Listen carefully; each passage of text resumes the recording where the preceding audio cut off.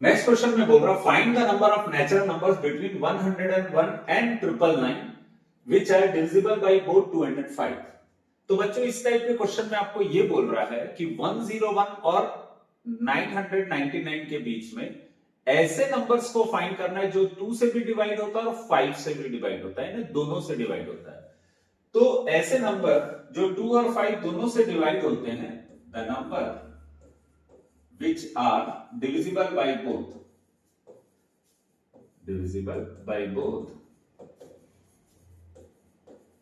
2 and 5। ऐसे number वो होंगे 2 और 5 का अगर हम एलसीएम निकाले तो आता है 10। तो ऐसे नंबर जो दोनों से डिवाइड होते हो, that is the numbers which are divisible by 10। तो जो नंबर 2 और 5 दोनों से डिवाइड होते हो ऐसे वो नंबर होंगे जो 2 और 5 के एलसीएम निकालने से आएंगे। 2 और 5 का एलसीएम आएगा 10। तो the number which are divisible by 10 are those numbers which are between 101 and 999। तो ऐसे नंबर कौन कौन से होंगे जो 10 से डिवाइड होते हैं? तो पहला नंबर होगा 110, दूसरा नंबर क्या होगा 120, क्योंकि हमको ऐसे नंबर फाइंड करने हैं जो 2 और 5 दोनों से डिवाइड होते हैं। तो ऐसे नंबर जो 2 से भी डिवाइड होता है 5 से भी डिवाइड होता है उसको फाइंड करने के लिए आपको 2 और 5 का एलसीएम निकालना पड़ेगा। तो दोनों का एलसीएम आया 10। तो 10 से डिवाइड होने वाले नंबर हम लिख देंगे 110, 120, 130 और लास्ट नंबर यानी 999 से एस के पहले ऐसा कौन सा नंबर है जो 10 से डिवाइड होता है? 990। अब हमको क्या फाइंड करना है? एच से कितने नंबर से ये फाइंड करना है। तो बच्चों यहां पर आपके लिए सबसे पहले क्या करना पड़ेगा? ए लिखना पड़ेगा। दूसरा आपको क्या फाइंड करना पड़ेगा? डी। कैसे निकालेंगे? a2 minus a1। a2 का वैल्यू कितना है? 120। a1 का वैल्यू कितना है? 110।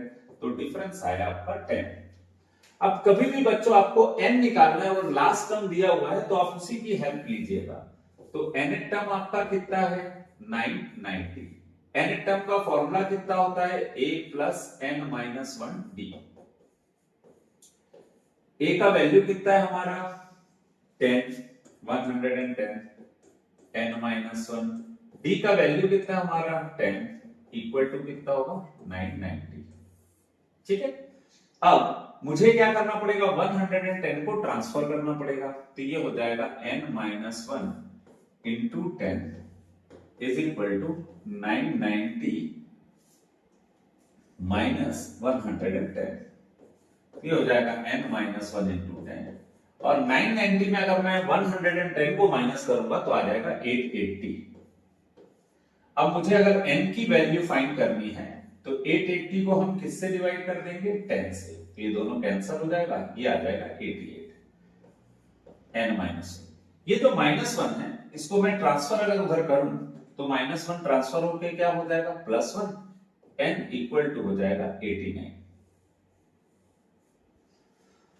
इसका मतलब है 101 और 999 के बीच ऐसे नंबर जो 2 और 5 दोनों से डिवाइड होते हैं ऐसे कितने नंबर्स आ जाएंगे? 89।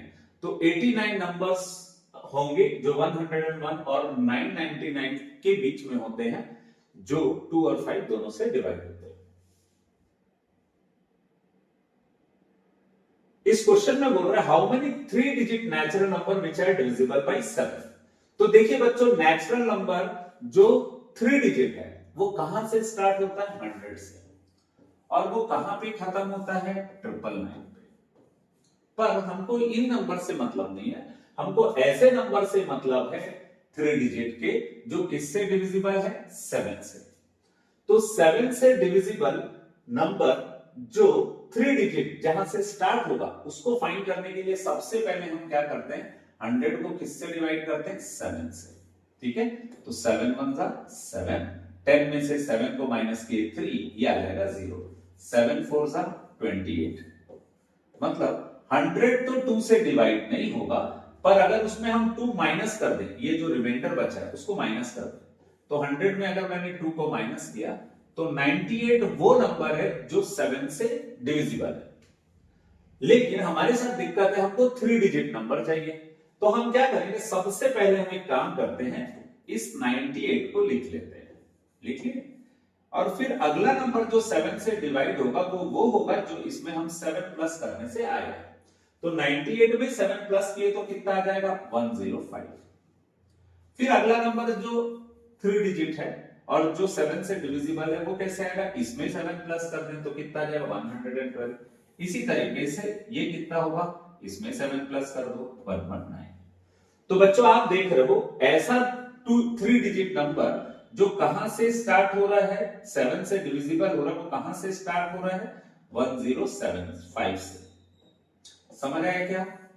हमको 3 डिजिट नंबर चाहिए जो 7 से डिविजिबल है, तो 3 डिजिट नंबर कहां से स्टार्ट होगा 105 से। तो हम एक काम करते हैं, हम सबसे पहले ये लिख लेते हैं जो नंबर 7 से डिविजिबल होगा और जो क्या होगा 3 डिजिट नंबर होगा 105, 10, 112, 119 एंड सो ऑन। अब लास्ट 3 डिजिट नंबर कितना होता है 999। इसको हम 7 से डिवाइड करते हैं तो ये आखिरी में कहां तक जाएगा ये हमें पता नहीं है, तो हमको पहले वो फाइंड करना पड़ेगा। 7 1 जा 7, 7 4 जा 28, फिर 9 आ गया, 7 2 जा 14, कितना आ गया 5। ठीक है, तो 999 में अगर हम 5 माइनस करें तो वो नंबर आ जाएगा जो 7 से डिविजिबल है, तो वो नंबर होगा 994। ये आ गया हमारा लास्ट नंबर। यहां तक समझ आया क्या बच्चों? सबसे पहले हमको ये फाइंड करना है कि वो कौन कौन से नंबर है जो 7 से डिवाइड होते हैं। तो वो नंबर हमने फाइंड कर लिए 105, 112, 119 और लास्ट नंबर जो 7 से डिविजिबल है वो है 994। तो हमारा फर्स्ट नंबर कितना होगा 105। हमारा कॉमन डिफरेंस कैसे निकलेगा, second term minus first term. Second term कितना है 112, फर्स्ट टर्म कितना है 105, दोनों को माइनस करें तो कितना आ गया 7। ठीक, अब हमको लास्ट टर्म क्या दिया हुआ है 994, यानी कौन सा टर्म है वो nth टर्म। nth टर्म का फॉर्मूला क्या होता है a plus n minus 1 d। अब मुझे a की जगह क्या लिखना पड़ेगा 105, n माइनस 1, d का वैल्यू कितना है 7 इक्वल टू कितना होगा 994। अगर मुझे n माइनस 1 n की वैल्यू फाइंड करनी है तो 105 को ट्रांसफर करना पड़ेगा, तो ये आ जाएगा 889। और यदि n का वैल्यू फाइंड करना है तो जो मल्टीप्लाई में 7 है वो कहां जाएगा डिवाइड में। तो अगर मैं इसको डिवाइड करता हूं तो ये कितना आ जाएगा 7 1 जा 7, 1 और 8 18, 7 2 जा 14, फिर 4 बचा, 7 7 जा 49। तो n माइनस 1 इक्वल टू कितना होगा 127। तो n इक्वल टू कितना होगा 127 प्लस 1, n इक्वल टू हो जाएगा 128। ठीक, तो इसका मतलब है 105 और 994 इन लोग टोटल कितने टर्म है 128 टर्म है जो किससे डिविजिबल है 7 से। इस तरीके से क्वेश्चन बनेगा।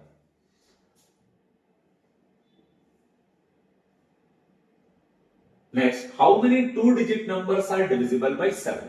तो देखो बच्चों 2 डिजिट नंबर अगेन कहां से स्टार्ट होता है 10 से और एंड कहां पे होता है 99 पे।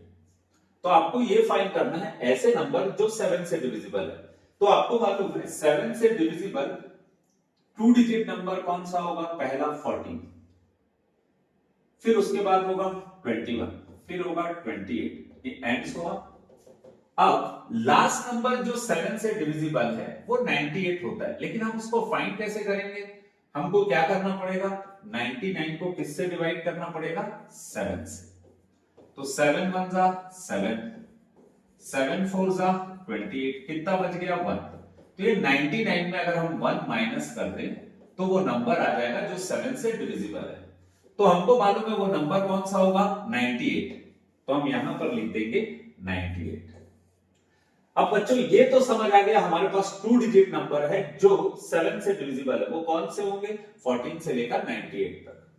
तो हमारा फर्स्ट टर्म कितना होगा 14।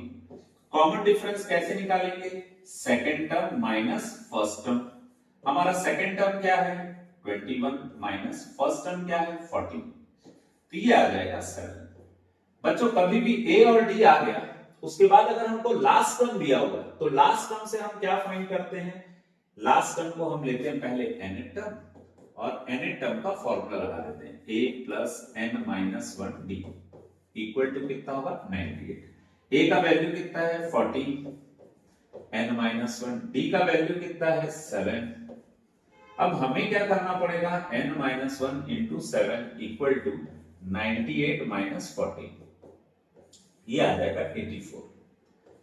अब मुझे n का वैल्यू फाइंड करना है तो 7 मल्टीप्लाई में इधर आके क्या हो जाएगा डिवाइड, ये आ गया 12।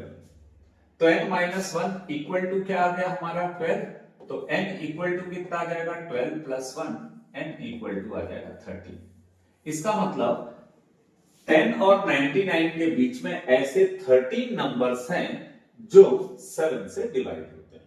ठीक है,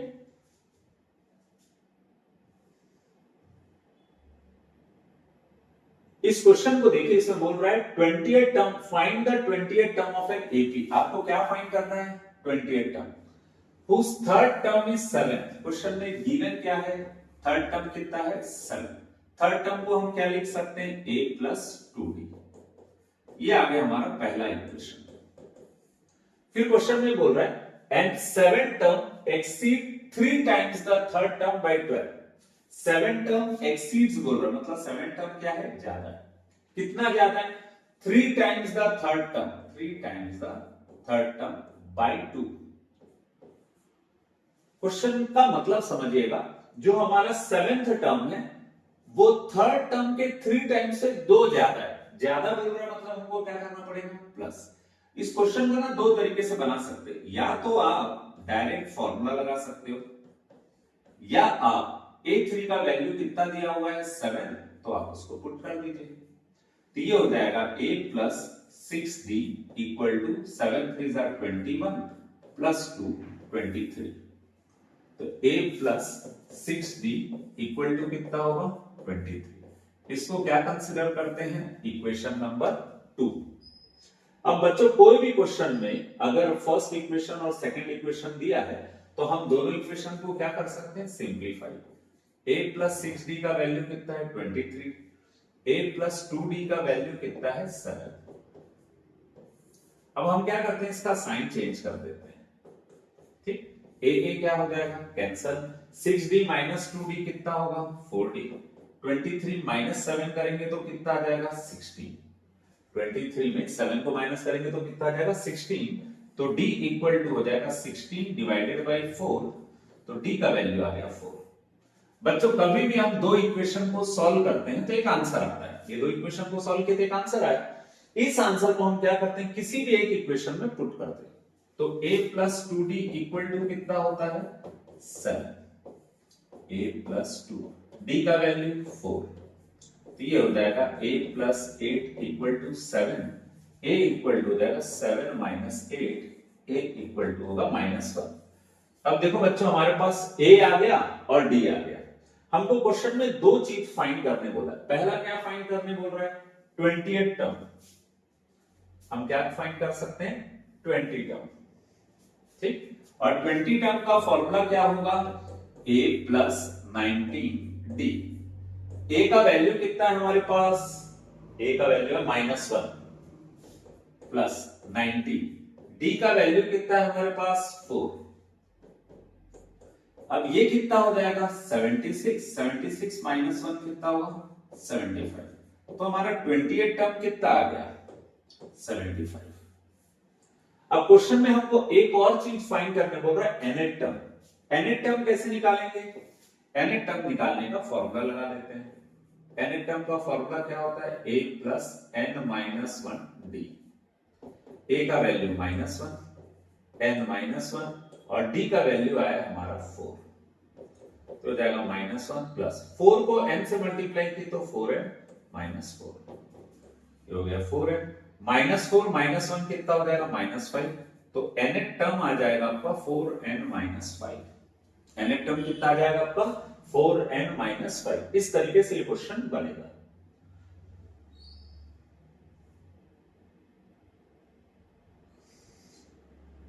क्वेश्चन में दे रहा है 7 term of an AP is 1/9। आपको क्वेश्चन में बोल रहा है 7 टर्म कितना है 1/9, 7 टर्म को हम क्या लिख सकते हैं, a प्लस 6d। ये फर्स्ट इक्वेशन आ गया आपका। फिर आपको बोल रहा है 9 टर्म इज 1/7। 9 टर्म कितना दिया हुआ है, 1/7। 9 टर्म को क्या लिखेंगे, a प्लस 8d। ये हो गया सेकंड इक्वेशन। अब फर्स्ट और सेकंड दो इक्वेशन है आपके पास, तो आप क्या करोगे, इस इक्वेशन को लिखेंगे इतना और इस इक्वेशन को लिखेंगे 1/9। अब हम क्या करते हैं, साइन चेंज करते हैं। तो ए क्या हो जाएगा, कैंसल। 8d माइनस 6d कितना होगा, 2d। इसको सिंप्लीफाई करना 1/7 और 1/9 को, तो हम क्या करते हैं 1/7 और 1/9 जो प्लस में उसका साइन क्या कर देते हैं, चेंज 1/9। 7 into 9, 9 को 1 से मल्टीप्लाई किए 9, 7 को 1 से मल्टीप्लाई किए 7, 9 माइनस 7 कितना होगा 2 और 7 9 का कितना होगा 63, तो आ जाएगा 2/63। अब इसके बाद हमको किसका वैल्यू निकालना है, d का। तो हमें क्या करना पड़ेगा, d की वैल्यू फाइंड करने के लिए ये जो उसके साथ 2 है उसको ट्रांसफर कर देते हैं। ये 2/63 है, ये 2 मल्टीप्लाई में इधर आके क्या हो जाएगा, डिवाइड, तो 2 कैंसिल हो जाएगा। बच्चों अगर d के साथ 2 कैंसिल हो गया तो इसका आंसर आएगा 1/63। आप में से बहुत सारे लोग बच्चों ऐसा करते हैं, 2 कैंसिल करने के बाद 63 दिखता है उसको एज इट इज लिख देते हैं, लेकिन जिसकी पोजीशन जहां पे आपको वहीं पे रखना है। 63 नीचे, उसको नीचे ही रखना, ऊपर क्या लिखेंगे 1, तो d इक्वल टू हो गया 1/63। अब आपके पास d तो आ गया, a फाइंड करने के लिए क्या करोगे, इसी वैल्यू को आप किसी भी एक इक्वेशन में पुट कर देंगे। ठीक है, तो हम क्या करते हैं, हम इसको सब्स्टिट्यूट कर देते हैं जो इक्वेशन आपको इजी लग रहा है। तो मैं इसको पुट कर रहा हूं फर्स्ट इक्वेशन में, d का value a plus 6d equal to कितना है 1/9। 6 d का वैल्यू कितना है 1/63 इक्वल टू कितना है 1/9। अब ये हो जाएगा, 6 से काट सकते हैं इसको, 6 और 63 को 3 से काट देते, 3 2 सा 3 2 सा 3 1 सा, तो ये आ जाएगा a प्लस 2/21 इक्वल टू 1/9। तो a का वैल्यू फाइंड करना है, तो 2/21 को ट्रांसफर कर देते हैं 2/20। अब हमको इसको सिंप्लीफाई करना है, तो क्या करेंगे, 9 और 21 को इधर रखते हैं, इस 21 को 1 से मल्टीप्लाई किए और इस 9 को 2 से मल्टीप्लाई किए। ठीक, तो a इक्वल टू कितना है 21 माइनस 18 डिवाइडेड बाय 9 1 जा 9 9। इसको हम मल्टीप्लाई नहीं करते, एज इट इज रख देते हैं। ठीक है, उससे होगा क्या, मोस्टली ये वैल्यू कहीं ना कहीं क्या हो जाती है, कैंसिल। 21 और 18 को माइनस किए तो कितना है 3। 21 और 9 को सिंप्लीफाई करना है, तो हम क्या करते हैं 3 7 जा 7 9 जा कितना होगा 16। तो देखो बच्चों, अच्छी बात यह है, a भी 1/63 आया और d भी 1/63 आया, और निकालना भी क्या है 63rd टर्म। तो ये क्वेश्चन ना एकदम हलवा हो गया। 63rd टर्म को क्या निकालेंगे, a प्लस 62d। a का वैल्यू 1/63 प्लस 62, d का वैल्यू भी 1/63।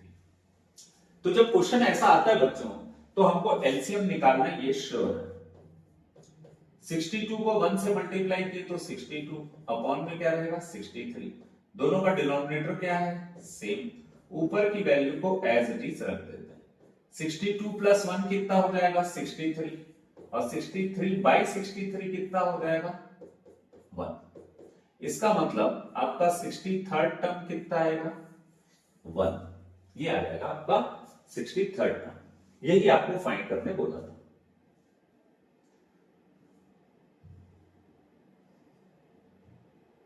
नेक्स्ट बोल रहा है 9 term of an AP is equal to, 9 term of an AP is equal to, statement के साथ ही खेलना बच्चों। 9 term of an AP A9 is equal to 7 times the second term, 7 times the second term.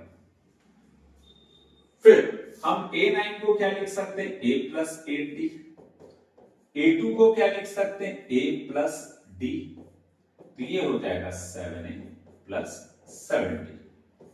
अब बच्चों यहां से आपको देखने से ही समझ आ रहा है, a को अलग ट्रांसफर कर दें और d को अलग ट्रांसफर करें तो ये जल्दी बन जाएगा। देखिए 8d बड़ा है और 7d क्या है, छोटा है, तो हम 8d माइनस क्या कर लेते हैं 7d, यानी 7d को इधर ट्रांसफर कर देते हैं। 7a इधर है प्लस a इधर है, ट्रांसफर होके क्या हो जाएगा 7a माइनस a कितना हो जाएगा 6a। ये आपके पास एक रिलेशन आ गया, d किसके इक्वल है 6a के इक्वल है। अब क्वेश्चन में आपको बोल रहा है 12th टर्म को हम क्या लिखेंगे a12। एक्सीड बोल रहा है मतलब क्या है ज्यादा है, ये डायरेक्ट लिखा है, ये 5 होगा, 5 times the third term. Question में बोल रहा है 12th टर्म जो है वो किसके 5 टाइम्स है, थर्ड टर्म के 5 टाइम्स द थर्ड टर्म, और उससे भी 2 ज्यादा बोल रहा है, मतलब क्या लिखेंगे +2, ऐसा इसको बनाएंगे।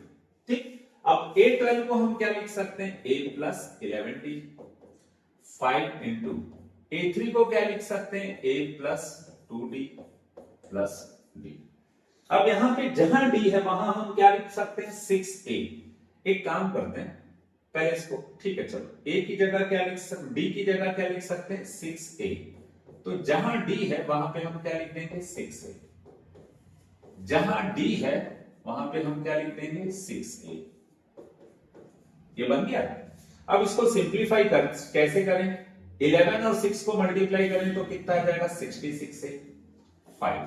इस ब्रैकेट को सिंपलीफाई करते हैं पहले, a प्लस 2 6 कितना होगा 12 प्लस 2, 66 प्लस 1 है कितना होगा 67 है, 12 प्लस 1 कितना होगा 13, तो 13 ये हो गया, और इसको 5 से मल्टीप्लाई करें तो कितना आएगा 65 प्लस 2। अब बच्चों यहां से आप तो आप इजीली बता सकते हो कि एक वैल्यू a है जिसको हम फाइंड कर सकते हैं, क्योंकि यहां पे और कोई अननोन है नहीं। तो हम क्या करते हैं 67a के पास 65a को लेके आ जाते हैं, 67a minus 65a equal to कितना हो जाएगा 2, दोनों को माइनस करेंगे तो कितना आएगा 2a। a का वैल्यू फाइंड करना है तो 2 को 2 से डिवाइड कर देंगे, मल्टीप्लाई में इधर आके क्या होगा डिवाइड, तो a का वैल्यू कितना आ गया बच्चों 1। अब आपको मालूम है d कितना है 6 से, a की वैल्यू 1 तो d की वैल्यू 6। इस तरीके से हमारा फर्स्ट टर्म भी आ गया। आपको फर्स्ट टर्म निकालना था और क्या निकालना था कॉमन डिफरेंस, दोनों आ गया, a भी आ गया और d भी आ गया। ठीक है,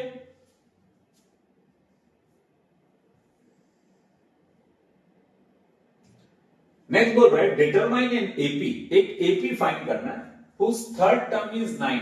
क्वेश्चन में बोल रहा है थर्ड टर्म कितना है 9 and fifth term is subtracted from eight term.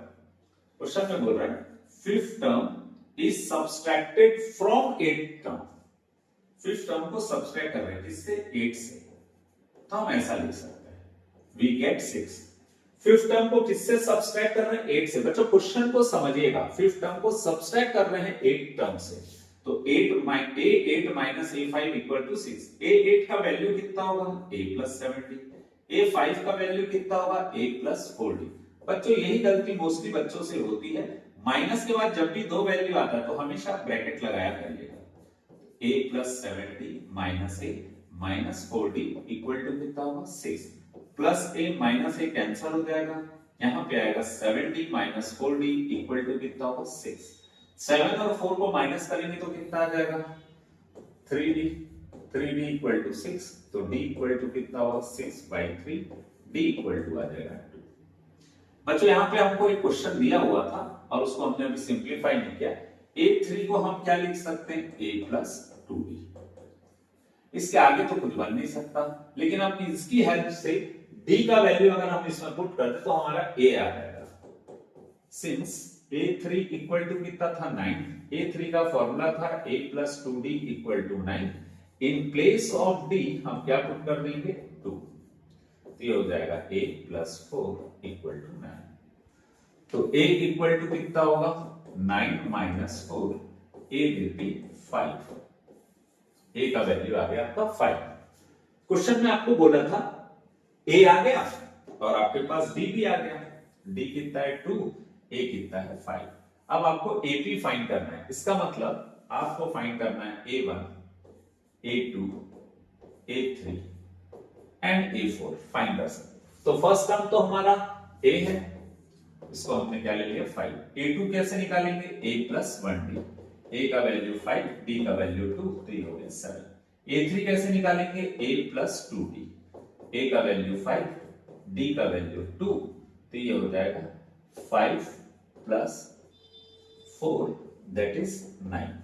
ठीक है बच्चों, तो हमारा जो एपी आएगा वो क्या होगा, एपी होगा हमारा 5 7 9। हाँ, हमारा एपी क्या आएगा 5 7 9। थर्ड टर्म क्या होगा, 2 का गैप है तो 11 13 एंड सो ऑन, इस तरीके से बढ़ते जाएगा।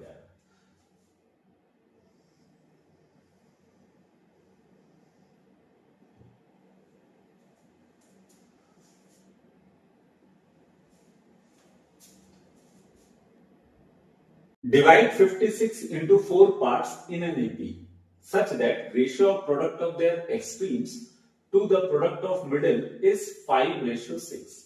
बच्चों कभी भी अगर हमको 4 टर्म्स इन AP लेना रहता है, 4 terms in AP,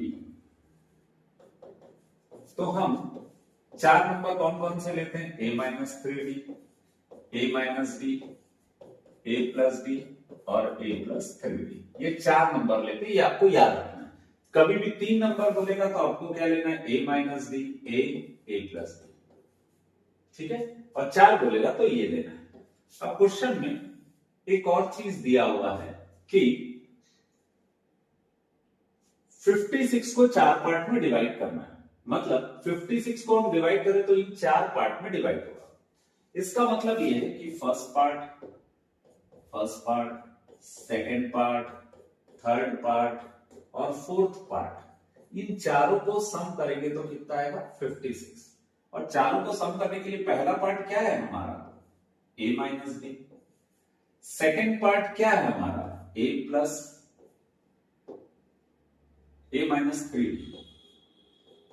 second part क्या है a-d, थर्ड पार्ट क्या है a+d, फोर्थ पार्ट क्या है a+3d। समझ आया क्या आप लोग को, ये जो चारों पार्ट है इन सब का प्लस करेंगे, ऐड करेंगे तो 56 आएगा। तो आप देख रहे हैं बच्चों, -d+d cancel, 3d cancel, a+a+a कितना आ जाएगा 4a, 4a इक्वल टू कितना होगा 56, तो a इक्वल टू कितना होगा 56 डिवाइडेड बाय 4। 56 और 4 को कैंसिल करें तो कितना आ जाएगा 14, यानी a का वैल्यू कितना आ गया 14। अब यहां पे एक और चीज दिया हुआ है, product of their, the ratio of product of their extreme to the product of middle term is 5:6। रेशियो बोल रहा है, रेशियो का मतलब क्या दिया हुआ है, एक्सट्रीम का प्रोडक्ट, एक्सट्रीम्स में कौन है a-3d और a+3d, a-3d और a+3d, ये एक्सट्रीम्स है।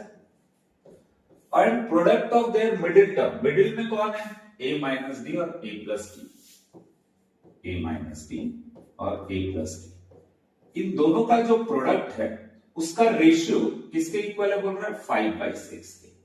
बच्चों ये तो आपको देखने से ही समझ आ गया होगा, इसमें फॉर्मूला लगेगा a+b a-b, किसका फॉर्मूला होता है a² - b² का, a² - b² का। सेम ऐसे नीचे भी फॉर्मूला लगेगा a+b a-b, it means a² - d², और यहां क्या रहेगा 5/6। अब हमको इसको सिंप्लीफाई करना है तो हम a की वैल्यू पुट कर देते हैं, a की वैल्यू कितनी है 14,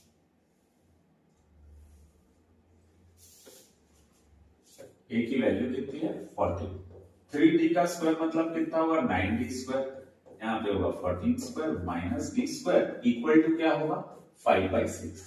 अब बच्चों यहां पर देख रहे हो 14 का स्क्वायर कितना होगा 196, यहां पर भी होगा 196। अब हमारे पास सिर्फ एक ही तरीका है इसको सॉल्व करने का, क्रॉस मल्टीप्लाई कर देते हैं। 6 × 196 minus 9d² is equal to 5 × 196 minus d²। अब 6 को मैं 196 से मल्टीप्लाई करूंगा और 6 को मैं 9 से मल्टीप्लाई करूंगा, 6 9 का कितना होगा 54d²। फिर 5 को 196 से मल्टीप्लाई करा और 5 को d स्क्वायर से मल्टीप्लाई किया। अब बच्चों यहां पर आप देख रहे हो ये जो वैल्यू है हमारे पास 6 इंटू 196 ये बड़ी वैल्यू है, इसको मल्टीप्लाई करेंगे तो टाइम ज्यादा लगेगा, तो हमको टाइम भी बचाना है। हम क्या करते हैं, ये बड़ी वैल्यू है और ये छोटी वैल्यू, इस छोटी वैल्यू को ट्रांसफर कर देते हैं इधर, तो ये हो जाएगा 6 into 196 minus 5 into 196 equal to, अब ये जो माइनस 54 स्क्वायर है वो इधर आके क्या हो जाएगा, प्लस 54 डी स्क्वायर माइनस क्या होगा 5 डी स्क्वायर, ये अपनी जगह पे, और इसको माइनस करेंगे तो आ जाएगा 49 डी स्क्वायर। और यहां पे हम क्या कर सकते हैं, 196 को सपोज हम कॉमन निकालते हैं तो यहां अंदर क्या बचेगा, 6 माइनस 5 दैट इज 1, 1 इंटू 196 कितना होगा 196। अब बच्चों ये एकदम हलवा हो गया क्योंकि आप 196 को किससे डिवाइड कर दोगे 49 से, तो कितने बार में कट जाएगा 4 बार में, तो डी स्क्वायर का वैल्यू कितना आ गया 4। अब इसको आगे सिंप्लीफाई करने के लिए आपको बिल्कुल ज्यादा मेहनत नहीं करना पड़ेगा क्योंकि आपने डी फाइंड कर लिया है, ए ऑलरेडी आपके पास है, आपको सिर्फ 4 नंबर फाइंड करने हैं। देखिए बच्चों यहां पर डी स्क्वायर का वैल्यू कितना आया था 4, डी स्क्वायर का वैल्यू कितना है 4, तो डी इक्वल टू कितना होगा plus minus under root 4। Square जब भी रखता है तो बाजू में क्या रखता है रूट, या आप इसको ऐसा भी कर सकते हैं, 4 को हम लिख सकते हैं 2 का स्क्वायर। कभी भी स्क्वायर हटता है तो सामने क्या लगता है प्लस माइनस। बच्चों इसमें गलती मत करिएगा, बिल्कुल डी को प्लस भी दीजिएगा और माइनस भी दीजिएगा, क्योंकि जब भी स्क्वायर हटता है तो इसका हक है ये कि इसके साथ प्लस और माइनस दोनों आता है। तो आप यहां पर देख रहे हो आपके पास डी की 2 वैल्यू आ गई, एक +2 आ गई और आपके पास डी की वैल्यू आ गई -2, पर आपके पास ए कितना है, ए है आपके पास 14। ठीक, अब आपको फाइंड क्या करना है, ए दोनों कंडीशन में कितना 40, लेकिन डी आपका एक बार +2 लीजिएगा और एक बार क्या लीजिएगा -2। हमारे पास कितने टर्म्स थे 4 टर्म, फर्स्ट टर्म क्या है हमारा, सेकंड टर्म, थर्ड टर्म, ये हमको फाइंड करना है।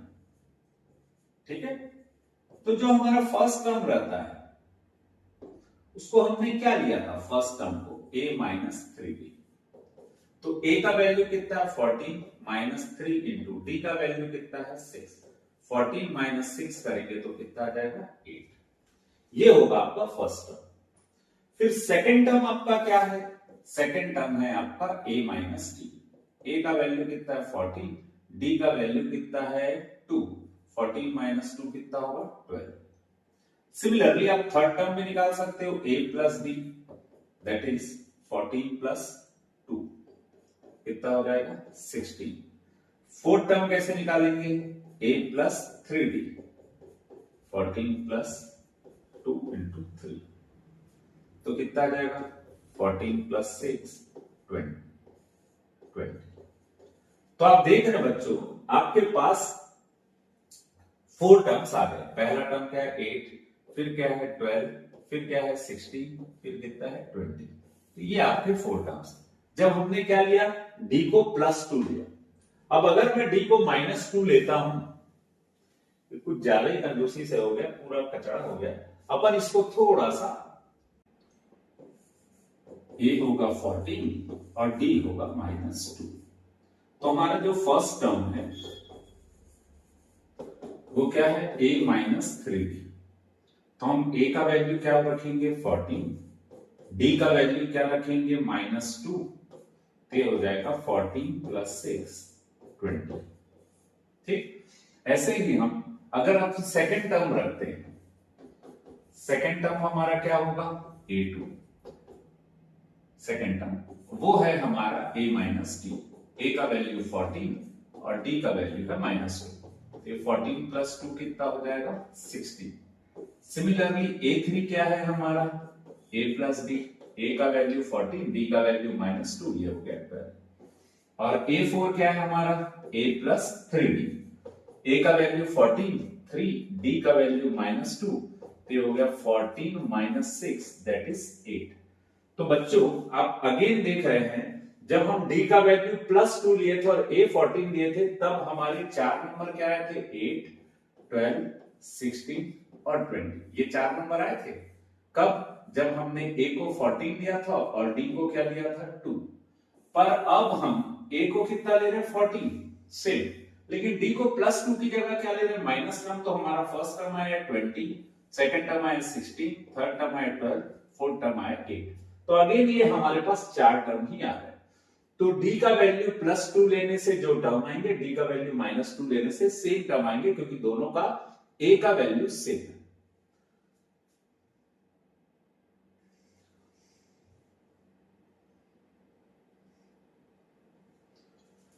क्वेश्चन में बोल रहा है the digits of a positive number of 3 digit number are in AP.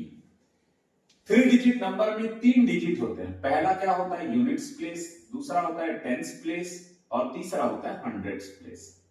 ये हमारा 3 डिजिट नंबर। इसमें कितने डिजिट्स है?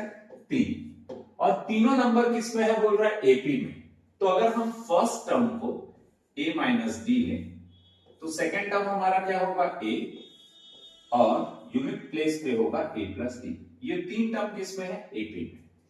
एंड देयर सम इज 15 बोल रहा है। मींस इन तीनों को अगर हम प्लस करेंगे, ये 3 डिजिट्स है, इन तीनों डिजिट को अगर हम प्लस करेंगे तो हमारा सम आ रहा है 15। तो यहां पे हम क्या लिख सकते हैं? 15 माइनस d प्लस d क्या हो जाएगा? कैंसल। 3a इक्वल टू कितना होगा? 15। a equal to 15/3, a equal to हो जाएगा 5। 3 और 15 कटेगा तो a का वैल्यू कितना है? 5। The number obtained by reversing the digit is 594 less than the original number. अब बच्चों इस क्वेश्चन को ना थोड़ा सा समझने की कोशिश करिएगा। क्वेश्चन में बोल रहा है एक 3 डिजिट नंबर है। इस 3 डिजिट नंबर क्या है हमारा? H T U। ये 100 प्लेस, ये टेंस प्लेस और ये यूनिट्स प्लेस। 3 डिजिट नंबर है। अगर मैं इसको रिवर्स कर देता हूं तो डिजिट कितना आएगा?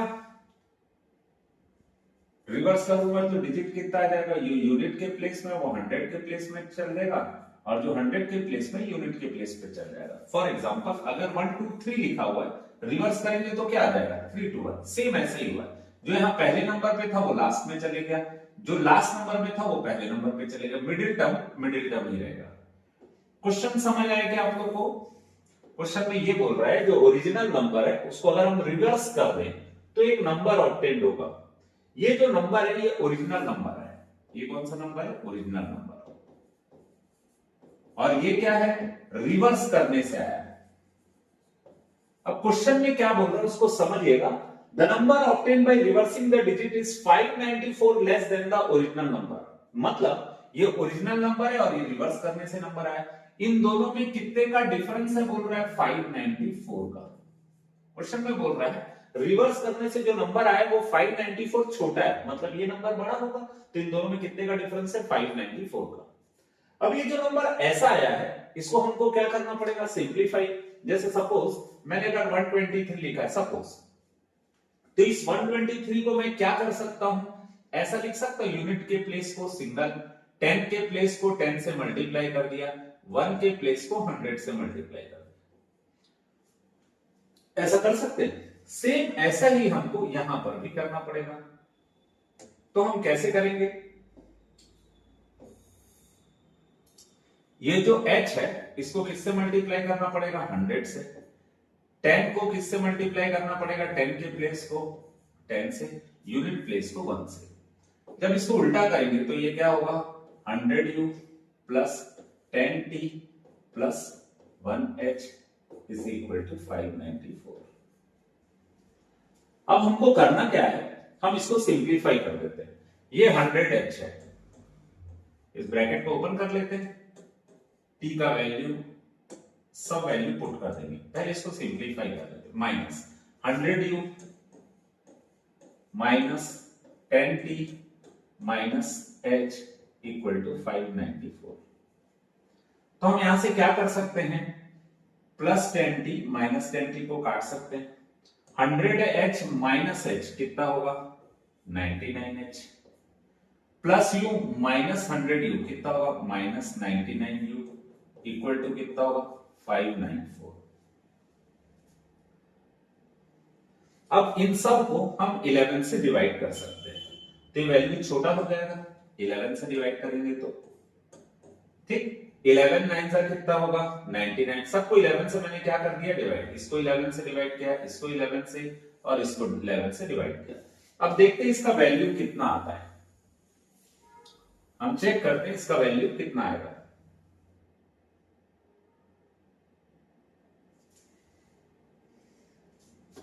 नाइनटी 99 को 11 से डिवाइड किए तो कितना आया 9u 9h,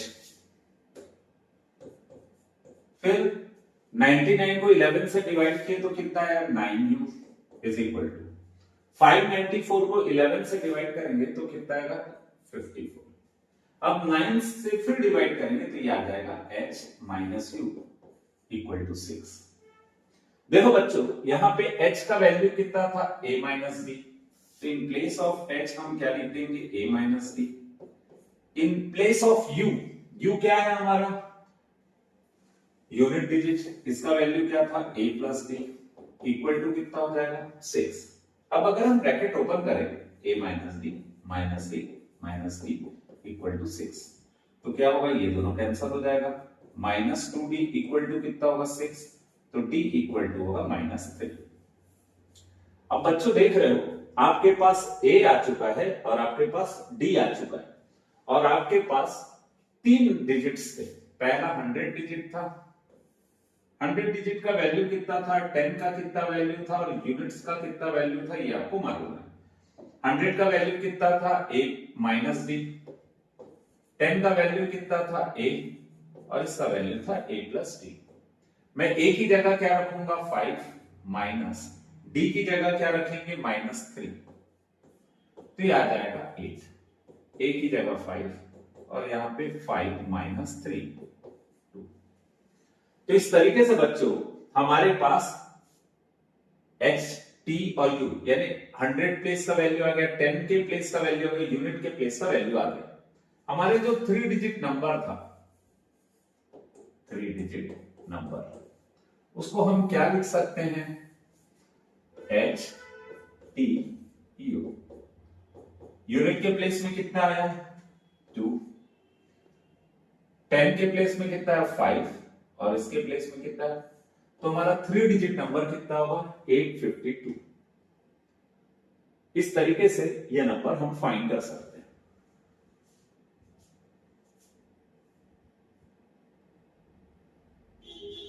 क्वेश्चन में बोल रहा है for what value of n, n के किस वैल्यू के लिए nth term of this AP and this AP are equal. आपको क्वेश्चन क्या बोल रहा है ना, क्वेश्चन को पहले समझिएगा। ये एक पहला AP है और ये एक दूसरा AP है, दोनों का nth टर्म इक्वल है, means nth term of first AP, ये है फर्स्ट AP, और nth term of second AP दोनों क्या है इक्वल है।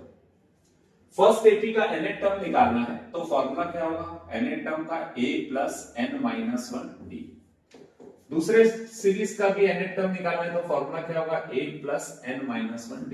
a यानी क्या होता है फर्स्ट टर्म, ये हमारा फर्स्ट सीरीज है, इसका फर्स्ट टर्म कितना है 63।